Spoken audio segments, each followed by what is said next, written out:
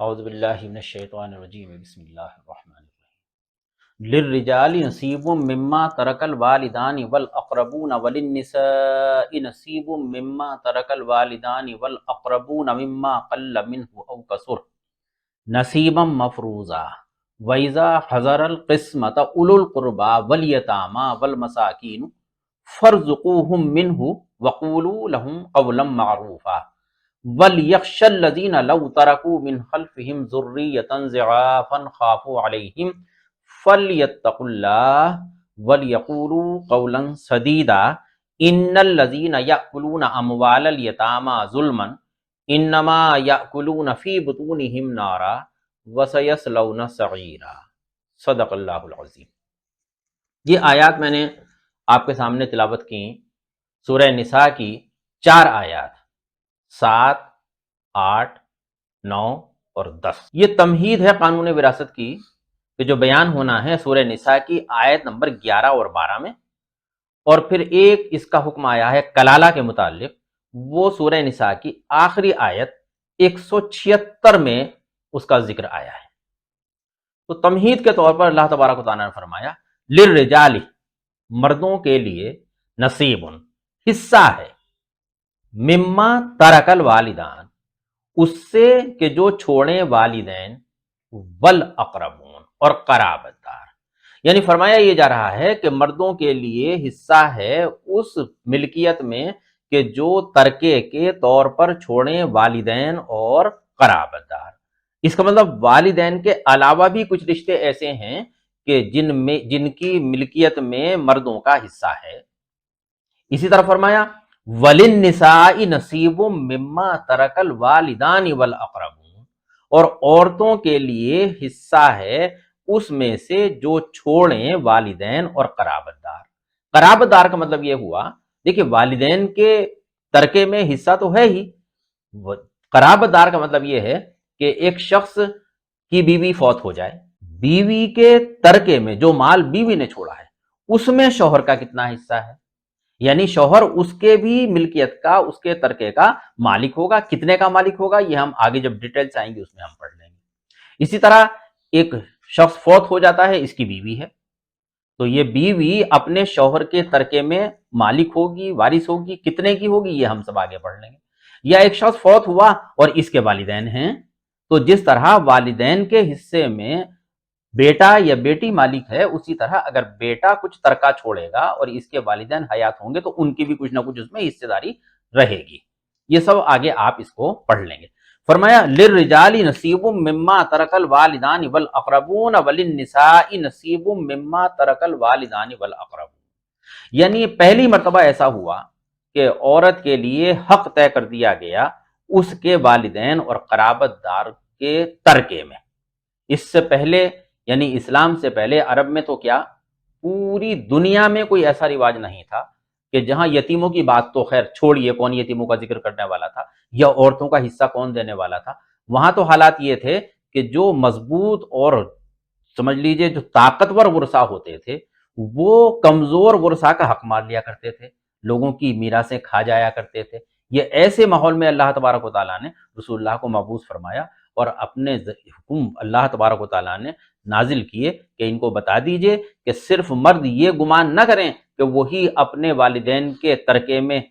وارث ہیں، بلکہ عورتیں بھی اسی طریقے سے والدین کے یا قرابت دار کے ترکے میں وارث ہیں، جس طریقے پر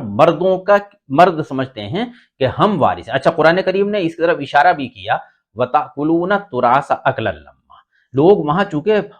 میراث کو جو زوراور لوگ ہوتے تھے وہ ہڑپ جایا کرتے تھے، بڑا بیٹا اگر طاقتور تھا تو وہ چھوٹے بھائیوں کو کچھ دیتا نہیں تھا۔ اس دروازے کو بند کیا گیا زیادتی کے، اور لوگوں کو یہ بتایا گیا کہ نہ صرف مرد بلکہ عورتیں بھی اپنے والدین اور قرابت دار جو ان کا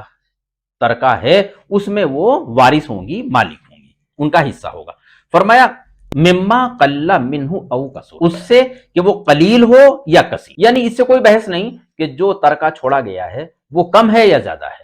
کتنا ہی کم ہو کتنا ہی زیادہ ہو وہ تقسیم کیا جائے گا ہونے والے وارثوں کے درمیان۔ یا یہ کہیے آپ آج یہ دیکھیں کہ اگر کوئی چھوٹی سی چیز ہو اس کو بانٹنے کی بات آئے تو عام طور سے لوگ یہ کہہ دیا کرتے ہیں کہ یار اتنی چھوٹی چھوٹی چیزوں کا تم لوگ بٹوارا کر رہے ہو، اس کا کیا بانٹنا، کسی ایک کو دے دو، نہیں، یہ غلط ہے، الا یہ کہ کوئی ایک حصے دار جو باقی شرکائے حصص ہیں ان سے ان کے حصے خرید لے، یا اپنی مرضی سے کوئی کسی کو بخوشی دینے کو تیار ہو، وہ ایک الگ بات ہے۔ لیکن قانون یہ ہے مما قل منہ او کثر، خواہ قلیل ہو یا کثیر، یعنی اس کو تقسیم ہونا ہے، ہر چھوٹی سے چھوٹی چیز تقسیم ہوگی، ہر بڑی سے بڑی چیز تقسیم ہوگی۔ فرمایا وَإِذَا حَضَرَ الْقِسْمَةَ أُولُو الْقُرْبَى، وَإِذَا اور جب حَضَرَ الْقِسْمَةَ حاضر ہو جائیں، موجود ہوں تقسیم کے وقت، یعنی یہ بتایا جا رہا ہے ہونے والے وارثوں کو کہ دیکھو جس وقت تم اپنی وراثت کو تقسیم کر رہے ہو، اگر اس وقت آپ موجود ہوں اولو القربا یعنی قرابت دار، والیتامہ اور یتیم، والمساکین اور مسکین، فرزقوہم منہ تو اس میں سے دے دو انہیں۔ اگرچہ جو حصے دار جن کے حق معین کر دیے گئے ہیں ازروع شریعت، قانونی حقدار بھی وہی ہوں گے، اور یہ جو قرابت دار یا یتیم اور مسکین آ گئے ہیں تقسیم کے وقت یہ حصے دار نہیں ہیں، مگر پھر بھی اللہ تبارک و تعالیٰ نے فرمایا کہ دیکھو انسانی حقوق اور ہمدردی کے کچھ رشتے ہوتے ہیں وہ باقی رہیں گے، تو جن کا حصہ نہیں ہے اور یہ آ گئے ہیں، مسکین ہیں یا یتیم ہیں اور یہ آ گئے ہیں اس وقت جس کو تمہاری وراثت تقسیم ہو رہی ہے، تو ان پر ڈانٹ ڈپٹ کا رویہ نہ اپنایا جائے، بلکہ ان کو بھی کچھ دے دیا جائے۔ وَقُولُوا لَهُمْ اور کہو ان سے قولا معروفا، بات معروف، فرمایا بات ان سے معروف کرو، یعنی جھڑکنے کا انداز نہیں ہونا چاہیے، معروف طریقے سے ان سے بات کی جائے۔ وَلْيَخْشَ الَّذِينَ لَوْ تَرَكُوا مِنْ خَلْفِهِمْ ذُرِّيَّةً ضِعَافًا خَافُوا عَلَيْهِمْ وَلْيَخْشَ الَّذِينَ اور چاہیے کہ ڈریں وہ لوگ، لو ترکو کہ اگر وہ چھوڑیں، من خلفہم اپنے پیچھے، ذریۃ ضعافا اولاد ناتواں، یعنی یہ جو یتیم تمہارے یہاں کھڑے ہوئے ہیں، جو لوگ اپنی وراثت تقسیم کر رہے ہیں، ان کو اس بات سے ڈرنا چاہیے کہ اگر ان کی جگہ جو آج یتیم ہمارے یہاں کھڑے ہوئے ہیں، ان کی جگہ اگر ہمارے بچے مان لو یتیم ہوئے ہوتے اور اپنے ہم ناتواں بچوں کو چھوڑ جاتے، خافوا علیہم تو اندیشے ہوتے ان پر، یعنی ان کے لیے کیسے کیسے اندیشے ہوتے، کیسے کیسے دل میں باتیں جو ہیں آیا کرتی۔ تو یہ جو لوگ غربا اور یتیم اور مسکین تمہارے یہاں آ گئے ہیں، تم ان کے ساتھ میں کوئی ایسا رویہ نہ اپناؤ کہ ان کی دل آزاری ہو، بلکہ ان کے دل کو لبھانے کی بات کرو اور کچھ تھوڑا بہت اس وراثت میں سے ان کو بھی دے دو۔ فرمایا فَلْيَتَّقُوا اللَّهَ پس چاہیے کہ وہ ڈریں اللہ سے، وَلْيَقُولُوا اور چاہیے کہ وہ کہیں قولاً سدیدا بات سیدھی، یعنی سیدھی سیدھی بات کریں اور کسی کے دل دکھانے کی بات نہ کریں۔ ان الذین یاکلون اموال الیتامی ظلما، ان الذین یقیناً جو لوگ، یاکلون کہ وہ کھاتے ہیں، اموال الیتامی ظلما یتیموں کا مال ناحق، ظالمانہ طریقے سے ناحق کھاتے ہیں، انما یاکلون اس کے سوا نہیں کہ وہ کھا رہے ہیں یا کہ یہ بھر رہے ہیں، فی بطونہم اپنے پیٹوں میں، نارا آگ، وَسَيَصْلَوْنَ سَعِيرًا ان قریب وہ اس میں داخل کر دیے جائیں گے، یعنی نہ صرف یہ کہ وہ اپنے پیٹوں میں آگ بھر رہے ہیں، ان قریب وہ آگ میں داخل کر دیے جائیں۔ کا مطلب کیا ہے کہ جب یہ لوگ دنیا چھوڑ کر جائیں گے اور اللہ کے یہاں حساب کے لیے کھڑے ہوں گے اور یہ معلوم ہوگا کہ ان کے پیٹوں میں تو بھرا ہوا ہے یتیموں کا مال جو ناحق انہوں نے کھایا ہے، فرمایا پھر یہ لوگ آگ میں، جہنم میں داخل کر دیے جائیں گے۔ یہ ایک تمہید ہے اس قانون وراثت کی کہ جو قانون اس سورہ مبارکہ کی آیت نمبر 11 اور 12 میں آنے والا ہے یا 176 میں۔ تو میں اس میں آپ سے یہ کہنا چاہتا ہوں کہ دیکھیں ایک وہ وقت تھا کہ جب کوئی قانون نہیں تھا، تو لوگ اپنے مورثوں کی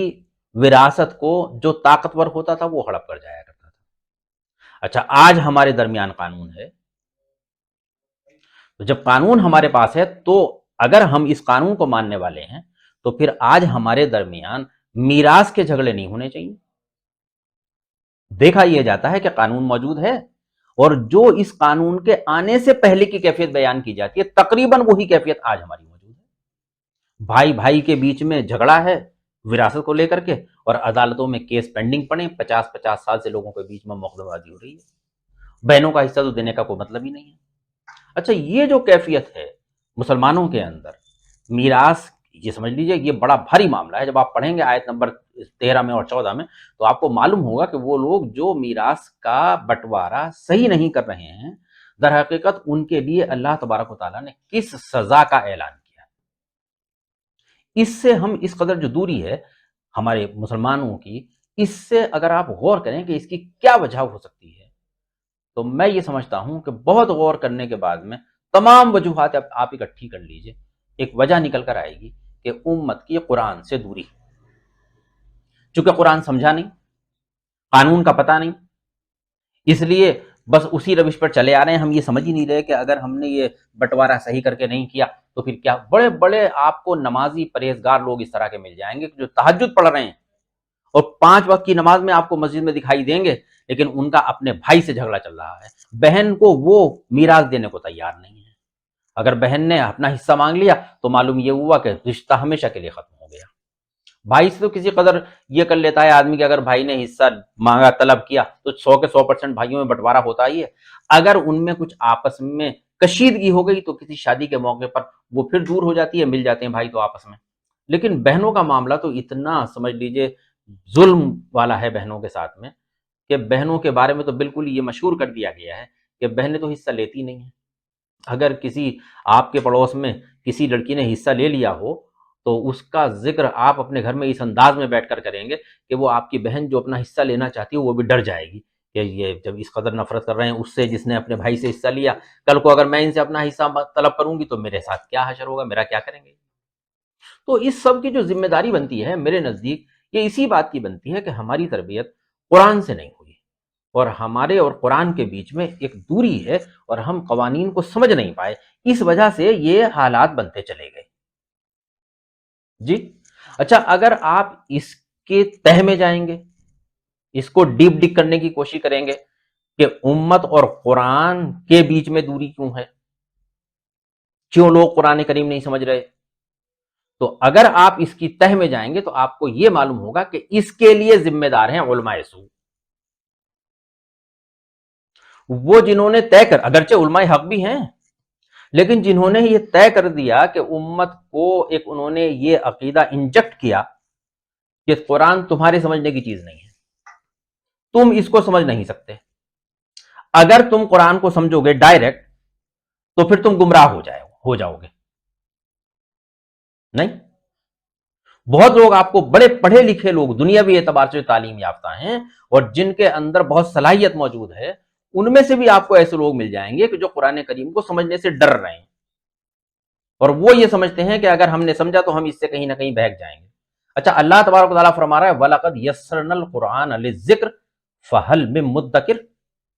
تو ہم نے آسان کر دیا، یقیناً ہم نے آسان کیا قرآن کو نصیحت حاصل کرنے کے لیے، تو ہے کوئی نصیحت حاصل کرنے والا؟ ہمارے جو علماء سو ہیں وہ یہ کہہ رہے ہیں کہ یہ تمہارے سمجھنے کی چیز نہیں ہے، اور قرآن یہ کہہ رہا ہے کہ ہم نے اس کو نصیحت کے لیے آسان کر دیا۔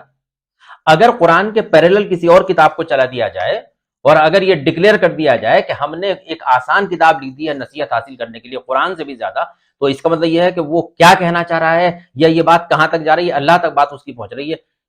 ظاہر ہے کہ ایک آدمی اگر یہ سمجھے کہ قرآن سے میں بات نہیں سمجھ پاؤں گا، کسی اور کتاب سے سمجھ لوں گا، تو وہ اس کیا عقیدہ بنائے ہوئے ہے۔ یہ جو عقیدہ لوگوں کے اندر پیوست کر دیا، یہ وہ لوگ ہیں کہ جو قرآن اور مسلمان یعنی امت کے بیچ میں حائل ہیں، ان کو وہاں سے ہٹائے جانے کی ضرورت ہے۔ اچھا، ان کو ہٹائے جانے کے لیے کچھ محنت کی ضرورت ہے۔ ظاہر ہے دیکھیے، اگر علماء حق نہ ہوں تو یہ جتنی تفاسیر ہمارے پاس رکھی ہوئی ہیں یہ سب علماء حق کی ہوئی ہیں، اور یہ انہی لوگوں کی ہوئی ہیں جن کا عقیدہ یہ تھا کہ ہم یہ تمہارے لیے تیار کر رہے ہیں، تمہارے لیے لکھ رہے ہیں، تم ان کو سمجھو، اسی لیے تو انہوں نے تفاسیر کی۔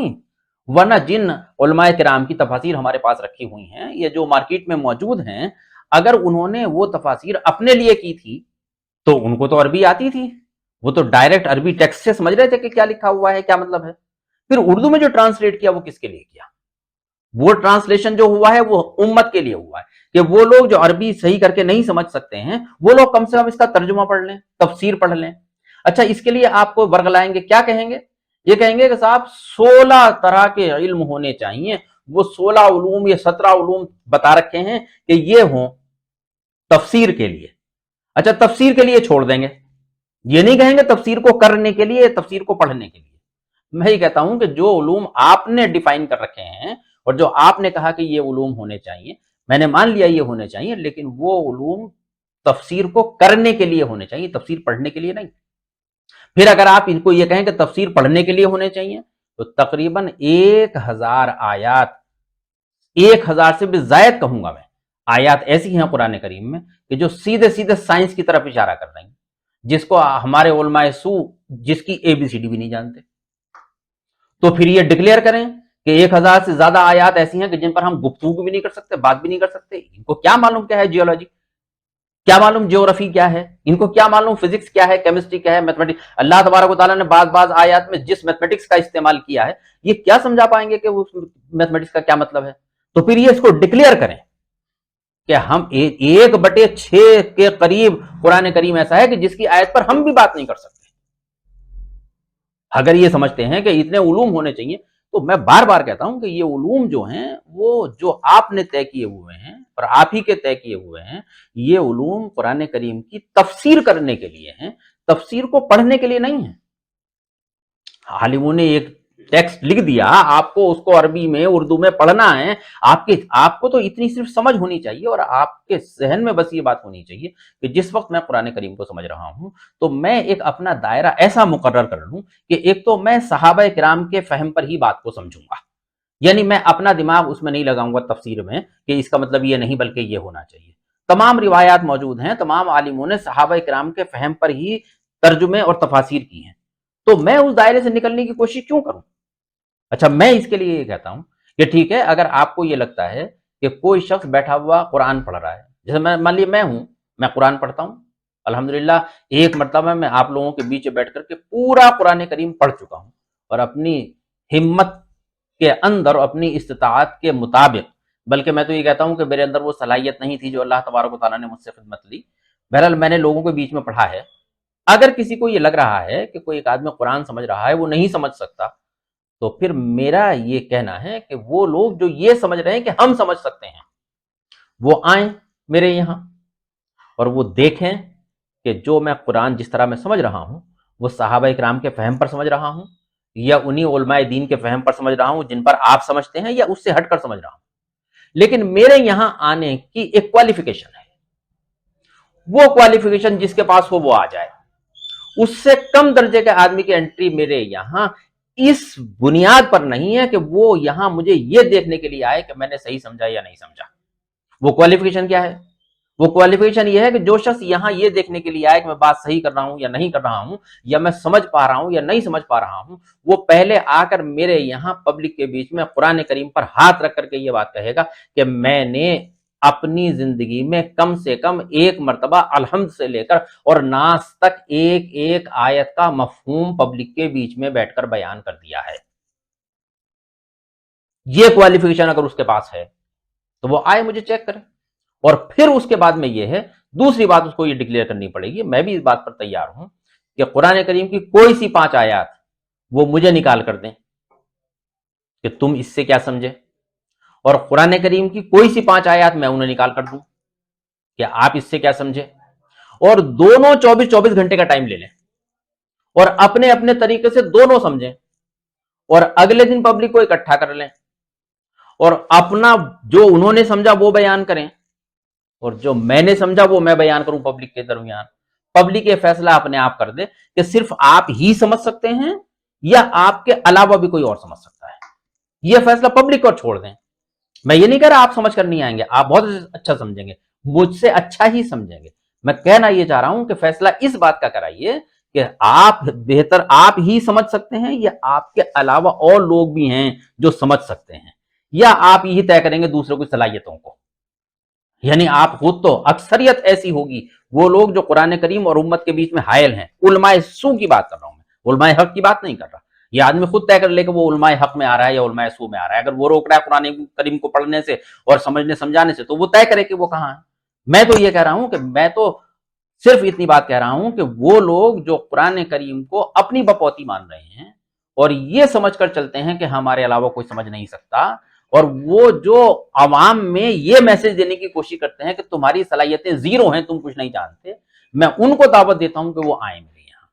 اور پھر وہ آ کر کے بیٹھیں، جو میں سمجھا رہا ہوں اس کو سمجھیں، اور پھر ایک ٹیکسٹ میرے سے لے کر جائیں، ایک مجھے دے کر کے جائیں، 24 گھنٹے کے بعد میں دونوں پھر بیٹھیں اسی عوام کے بیچ میں، اور پھر اپنی اپنی بات سمجھائیں، اپنی اپنی بات رکھیں، اور طے کریں کہ کیا آپ ہی سمجھ سکتے ہیں یا آپ کے علاوہ بھی کوئی اور سمجھ سکتے ہیں۔ میں آپ کو یہ بتا رہا ہوں کہ میں یہ کسی تکبر کے طور پر نہیں کہہ رہا ہوں، اللہ میرا گواہ ہے، میں صرف اس لیے کہہ رہا ہوں، میں کہہ رہا ہوں وَأَمَّا بِنِعْمَتِ رَبِّكَ فَحَدِّثْ کے تحت اللہ کا فضل یہ ہے کہ یہاں پر اس طریقے سے لوگ آنے شروع ہوئے۔ دیوبندی حضرات تو یہاں آتے ہی ہیں، بریلوی حضرات بھی یہاں آتے ہیں، شیعہ حضرات بھی یہاں آتے ہیں، اہل حدیث حضرات بھی یہاں آتے ہیں۔ یعنی میں نے پوری کوشش کی اس بات کی کہ ہم فرقہ واریت کی لعنت سے پاک ہو جائیں، اور قرآن کریم کا جو پیغام ہے کہ تم بس اللہ کی رسی کو مضبوطی سے پکڑ لو اور تفریق نہ کرو، فرقوں میں نہ بٹو، میں اس پر عمل پیرا ہوں۔ اسی لیے میں اپنے آپ کو یہ کہتا ہوں کہ میں مسلک کے اعتبار سے تو حنفی ہوں، میں ڈکلیئر کرتا ہوں۔ ظاہر ہے کہ اب فقہ کی بات ہے تو آپ کو کسی نہ کسی کی پیروی کرنی ہی ہے، تو میں مسلکی اعتبار سے حنفی ہوں، البتہ اس کے علاوہ کوئی اور عصبیت میرے اندر نہیں، نہ میں سمجھتا ہوں کہ میں کسی ایسے خاص فرقے کا ہوں کہ میں اس کے علاوہ سب کو گمراہ سمجھنے لگ جاؤں، یا میں کسی کو کافر سمجھنے لگوں، یا میں کسی کو مشرک سمجھنے لگوں۔ ٹھیک ہے، میں تو سب کو مسلمان ہی مانتا ہوں، سب کے ہاں بہت کچھ بہتر ہے، تو آدمی کے جو کچھ بہرا جہاں سے اچھائی مل جائے وہ اس کو لے لینی چاہیے۔ میرا تو ان لوگوں سے یہی ایک ریکویسٹ ہے کہ آپ لوگ خدا کے واسطے اپنی عوام کو آزاد کریں، اور لوگوں کو یہ بتائیں کہ قرآن کریم تمہارے سمجھنے کے لیے ہے، یہ اس کو سمجھ کر ڈرنا چاہیے، اس کو سمجھنے سے نہیں ڈرنا چاہیے۔ بالکل الٹا ہو رہا ہے، یعنی قرآن کریم کو سمجھ کر جو ہم ڈرتے، ہمارے اندر ایک خوف پیدا ہوتا اللہ کا، اور ہم اللہ کے عذاب سے ڈرتے، ہم قرآن کریم کو سمجھنے سے ڈرنے لگے کہ اگر ہم نے سمجھا تو ہم بہک جائیں گے۔ یار یہ کتاب کو بہک جانے کی کتاب ہے، یہ کتاب تو راہ راست پر لانے کی کتاب ہے۔ صراط مستقیم پر اگر آپ کو آنا ہے تو قرآن کریم کو مضبوطی سے پکڑنا پڑے گا، اور وہ جب تک نہیں پکڑی جائے گی جب تک کہ گھر گھر آپ اس بات کی تبلیغ نہیں کریں گے کہ قرآن سمجھو، اور انہی لوگوں میں سے نکل کر کے آئیں گے، بڑے بڑے صلاحیت کے لوگ موجود ہیں۔ یہ تو پتہ نہیں کیا ایک خاص فرقے نے یہ طے کر لیا کہ ہم لوگوں کو بالکل یہ مانیں گے کہ تمہارے دماغ میں کچھ ہے ہی نہیں، ورنہ تو بڑی بڑی صلاحیت کے لوگ آپ کو مل جائیں گے عوام میں، جن کو یہ عوام کہہ رہے ہیں ان میں بڑے بڑے خاص لوگ مل جائیں گے۔ ان لوگوں کو نکالنے کی ضرورت ہے، ان کو سمجھنے کی ضرورت ہے۔ اور یہ جو قانون وراثت کا ہے، یہ تو خاص طور سے وہ قانون ہے کہ اس پر تو بہت گفتگو کیے جانے کی ضرورت ہے، اور انشاءاللہ اگلی ویڈیو میں اس پر میں گفتگو کروں گا اور بتاؤں گا کہ قانون وراثت کو کس طرح ہم عام کر سکتے ہیں، اور کیسے ہم اس بات کو گھر گھر تک پہنچا سکتے ہیں۔ میں ان کو اس کا طریقہ بھی انشاءاللہ سجھاؤں گا۔ واخر دعوانا الحمدللہ۔ لوگ کہتے ہیں کہ یہاں پر جو ہے نا بحث ہوتی ہے، بہت لوگ بحث کرتے ہیں، تو ان کو بتا دیجیے کہ بحث نہیں ہوتی، لوگ آتے سن کر چلے جاتے ہیں۔ یہ ویڈیو معاف کر دیجیے۔ اچھا، کچھ لوگ بحث یہ کہتے ہیں کہ بحث ہوتی ہے یہاں، انہوں نے مطلب ایسا کر رکھا ہے کہ یہاں پہ لوگ آتے ہیں بحث کرتے ہیں آپس میں، اور وہ قرآن نہیں پڑھتے، کچھ اس طریقے سے باہر۔ اچھا، میں یہ کہتا ہوں کہ جو لوگ میں تو ہر آدمی کو دعوت ہے، جو بھی شخص یہ سمجھ رہا ہو کہ یہاں پر بحث ہوتی ہے، وہ بحث سننے کے لیے آئے اور وہ دیکھے واقعی بحث ہوتی ہے نہیں ہوتی۔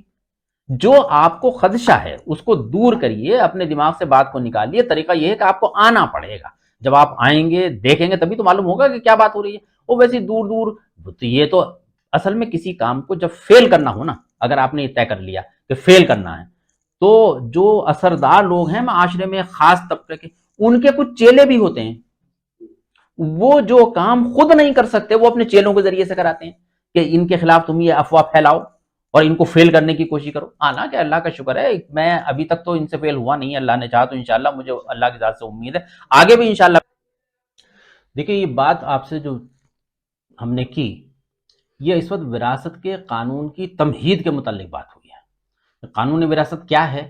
یہ میں آپ سے اس سے پہلے بتا چکا کہ سورہ نساء کی آیت نمبر 11 اور 12 میں آپ کو پورا قانون مل جائے گا، اور جو بچا ہوا قانون ہے کلالہ سے ریلیٹڈ وہ آپ کو اسی سورہ مبارکہ کی آیت نمبر 176 میں ملے گا۔ یہ میں انشاءاللہ آپ کو پورا قانون وراثت کہ تاکہ آپ کے سمجھ میں یہ بات آ جائے کہ آپ جو ترکہ ہمیں اپنے بزرگوں سے ملنا ہے وہ کس طرح سے بانٹا جانا ہے، اور لوگ اس کے لیے تھوڑے سے سمجھنے لگیں کہ واقعی کون کون لوگ حصے دار ہیں، یہ میں آپ کو سب بتاتا رہوں گا۔ اس سے اب جو میں آگے بتانے والا ہوں آپ کو، وہ جب کوئی شخص فوت ہو جائے تو اس کے بیٹوں اور بیٹیوں میں، یعنی میں صرف اس وقت جو ڈسکس کروں گا وہ یہ کروں گا اس کے بعد میں کہ اولاد میں اپنے والدین کا ترکہ کس طرح سے بانٹا جاتا ہے۔ اس ویڈیو کا لنک آپ کو یہیں پر مل جائے گا، لیکن بس اس سے آپ ہم سے جڑے رہیے، انشاءاللہ آپ کو ایسی ایسی جانکاری ملیں گی کہ آپ محسوس کریں گے کہ واقعی ان جانکاری کی ضرورت ہے اور معاشرے میں سدھار کے لیے قرآن کے علاوہ کوئی دوسری کتاب نہیں ہے۔